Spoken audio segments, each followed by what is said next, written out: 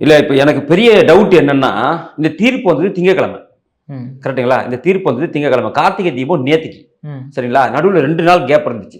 2 நாள் மேல்முறையீடு பண்ணாம, இன்னைக்கு மேல்முறையீடு பண்ண வேண்டிய அவசியம் என்ன? ஏன்னா, இப்ப நீங்க ஆல்ரெடி முடிவு எடுத்துட்டீங்க. தீபத்த ஏத்த விடக்கூடாதுன்னு திமுக அரசு முடிவு எடுத்துருச்சு. இந்து அறநிலையத்துறை முடிவு எடுத்துட்டாங்க. முடிவெடுத்த நீங்க அடுத்த நாளே அது மேல்முறையீடு பண்ணியிருக்கலாமே, ஏன் பண்ணல?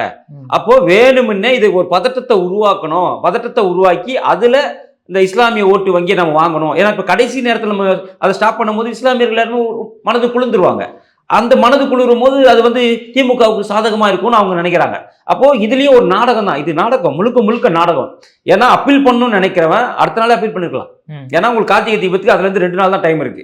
அப்போ ஜி.ஆர். சுவாமிநாதன் சொல்லும் போது இது 30 நாள் டைம் இருக்குன்றாங்க. ஆனா 30 நாள் நம்ம வெயிட் பண்ண முடியாது. ஏன்னா கார்த்திகை தீபம்ன்றது அன்னைக்கு தான் நம்ம பண்ணி ஆகணும். இப்போ இன்னைக்கு முட்டாள் மாதிரி பேசுறானுங்க. இன்னைக்கு கோர்ட்ல கூட விவாதம் என்ன வைக்கிறாங்கன்னா 30 நாள் டைம் இருக்கும்போது கோர்ட் ஆகும்போது போல எப்படி வந்துட்டு ரவீந்திரன் போடுவார்னு கேட்கறாங்க. நான் என்ன கேட்கறேன், கார்த்திகை தீபம் என்னைக்கு?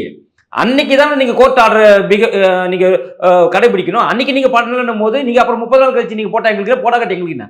எங்களை பொறுத்த வரைக்கும் கார்த்திகை தீபம் என்னைக்கு அன்னைக்கு தீபம் நாங்க ஏத்தணும். அதுதான் கோர்ட் ஆர்டர்.